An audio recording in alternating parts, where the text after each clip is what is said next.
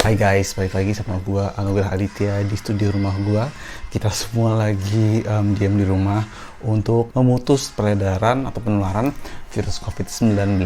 Jadinya gua bisa dibilang lebih sering bikin konten sih jadinya sekarang ya, kesibukan agak sedikit turun ya.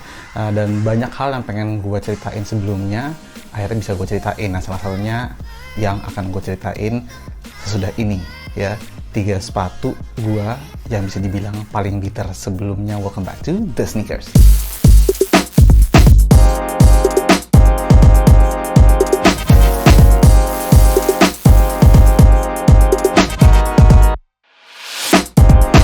Hai guys, nih kalau teman-teman sering lihat di video ini ya, sering lihat settingnya ya, ini teman-teman pasti berpikir, wah nih di belakang ada lemari berkaca ya, wah yang ini pakai kapsul, pasti sepatunya wah dipelihara banget, jarang dipakai, ditaruh di dalam lemari untuk dipajang aja. Wah, ini salah besar teman-teman. Kalau misalnya gue beli sepatu, kebetulan ya, dan kalau misalnya teman-teman juga beli sepatu itu sewajarnya dipakai ya. Memang sekarang pemakaiannya itu sedang jarang karena kita semua lagi stay di rumah ya.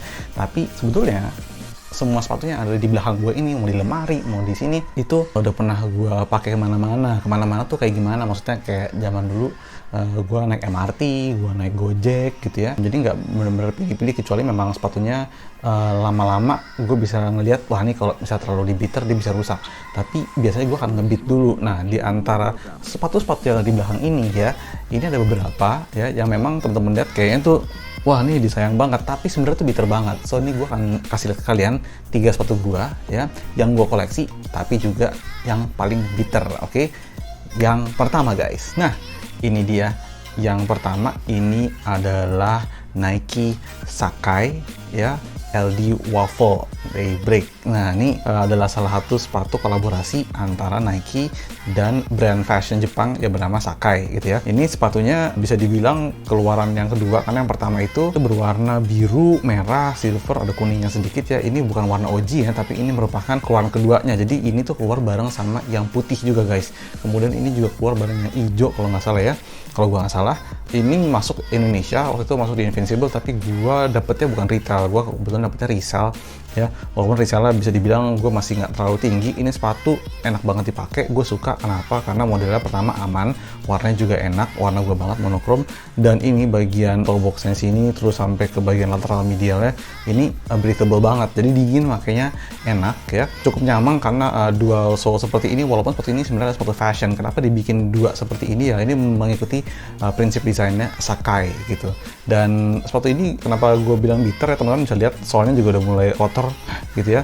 Udah gue bersihin di bawahnya, tapi ini gue pakai, gue traveling, gue ke Jepang gue pakai, waktu itu ke Singapura gue juga pakai, sampai waktu gue mengunjungi Kompleks Con ya, gue juga pakai ini gitu. Jadi ke LA waktu itu ya, ini sepatu yang traveling friendly banget buat gue. Depannya tuh suede, gue tahu ini beresiko untuk kotor, untuk pudar warnanya, tapi ya gue suka banget sepatu ini. Ini pakainya gampang banget karena low top, dipadu-padanin dengan outfit juga gampang banget ya.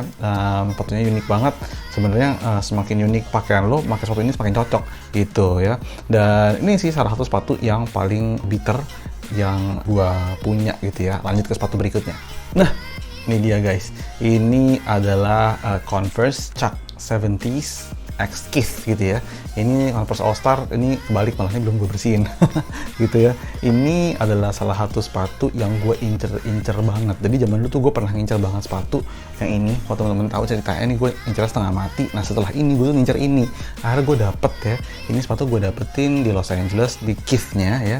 Kebetulan size-nya tinggal satu, dan size-nya adalah size gue. Jadi kayak bener-bener gue jujur aja waktu itu gue nggak mikirin duit gue ada berapa atau tinggal berapa, gue langsung ngekop aja, dan akhirnya gue kesampaian untuk punya ini. Kenapa gue suka banget sepatu ini? Teman-teman lihat motif kotak-kotaknya tuh subtle banget. Kalau dari jauh ini nggak kelihatan kayak sepatu collab ya, kecuali lo ngeh di bagian sininya.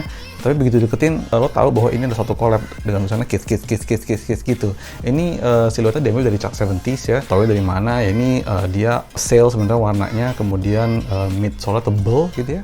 Ini adalah Chuck 70s, dan yang paling gue suka dari Chuck 70s tuh insole tebel banget men. Ini makanya nyaman banget ya, dan sepatu ini gampang banget dipadu-padanin dengan yang lainnya. Kebetulan juga bagian inline-nya di sini dia pakai leather ya. Jadi buat masang, buat ngelepasnya itu bener-bener gampang banget ya. Dan ini juga salah satu sepatu to go gue bener-bener kayak kalau gue lagi bingung pagi-pagi mikir gue hari ini pakai sepatu apa ya, udah itu aja deh gitu. Ini salah satu sepatu to go gue yang enak banget itu ini dipakainya. Nah, dan ya ini di Indonesia dapetin di mana gue nggak tahu. Gue dapetin retail seharga 1,8 juta ya di Amerika, di LA.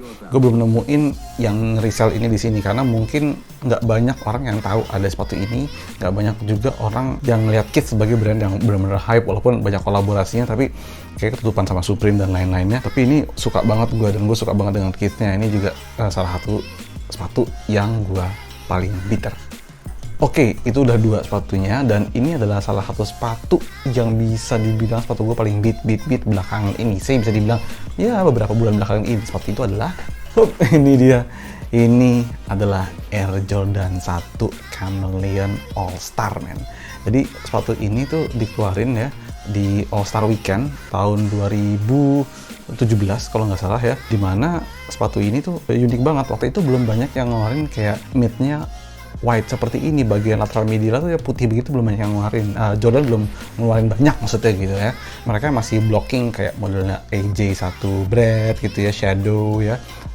Shadow bahkan bisa dibilang keluar di retronya sesudah ini bukan sepatu retro, ini sepatu warna baru.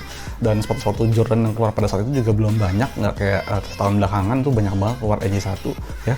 Ini waktu AJ1 masih belum begitu banyak keluar ya, jadi kayak orang-orang masih hype-nya waktu itu ke Adidas kalau nggak salah, belum terlalu ke Jordan ya, atau mungkin lagi beralih ke Jordan, lagi beralih ke Adidas daripada ke Jordan. Dan ini adalah satu sepatu yang menurut gue unik banget. Gue suka karena warnanya ya, warnanya dia tuh kalau misalnya gelap dia jadi biru keunguan, kalau terang jadi hijau ya. Ini juga begitu, maka namanya Chameleon. Lihat lace tip-nya ya, aglets-nya ini kayak begini ya, ada degradasi warna. Dan pada waktu itu karena belum banyak yang putih tengah seperti ini, belum ada Bretto ya, belum ada banyak banget ya, Purple Toe segala macam belum ada, baru ada SBB. Ini jadi eye catching banget menurut gue. Dan kalau lu pakai celana hitam pakai seperti ini tuh kece banget ya. Ini lihat teman-teman, harusnya ini translucent biru tapi udah jadi agak kekuningan karena gue sering banget pakai ya. Sengaja dilonggarin karena gue demen sepatunya slip on, tinggal masuk tinggal keluar ya. Ini jadi ceritanya gue yang kedua kali gue beli sepatu ini ya. Gue dulu pernah punya, terus gue jual, terus gue nyesel, gue nyari lagi, gue beli lagi sepatunya gitu. Dan ini akhirnya kembali di gue ya sepatunya. Dan this is one of the best sih, Jordan 1 menurut personal preferences gue ya. Mungkin teman-teman punya personal preferences yang lain, jelas satu yang favorite yang mana. Gue suka yang ini, therefore gue nge-beat up banget sepatu ini. Ini kalau teman-teman lihat di bagian sini ini gue suka ke scratch karena langkah gue, kaki gue tuh kalau ngelangkah agak kayak penguin gitu, ke kiri ke kanan suka nge-scratch. Ini udah beberapa kali ke scratch ya. Dan ini salah satu Air Jordan 1 favorit gue, colorway-nya ya, colorway-nya selain Bread tentunya gitu. Dan iya sih, jadi kayak sepatu-sepatu yang menurut gue di koleksi itu ternyata kalau nggak dipakai itu sayang. Dan buat apa kalau punya sepatu nggak dibiter gitu. Gue sama sekali bukan penganut Air Jordan yang anti crease. Gue nggak pasang anti crease apapun. Gue creasing segala seperti ini tuh ya, gue nggak masalah. Gue bener-bener nggak masalah. Mungkin lo yang di sana ngeliatnya kayak, aduh ngapain di crease, tapi gue gak peduli. Gue seneng aja gitu, because shoes is meant to be worn gitu. So itu aja tadi 3 dari sepatu gue yang sering banget gue pakai atau bisa jadiin beater ya. Biasa gue jadiin beater. Ini ada Air Jordan 1, ada Converse Kith, dan Nike LD Waffle Sakai gitu. Kira-kira menurut kalian gimana, sepatu itu haruskah dijadiin beater atau enggak? Walaupun sepatu itu adalah sepatu yang grail, yang rare, tinggal komen aja di bawah ya. Kita sama-sama belajar dan kasih tahu ke gue dong di komen. Kira-kira sepatu kalian apa yang bisa kalian pakai untuk jadi beater gitu.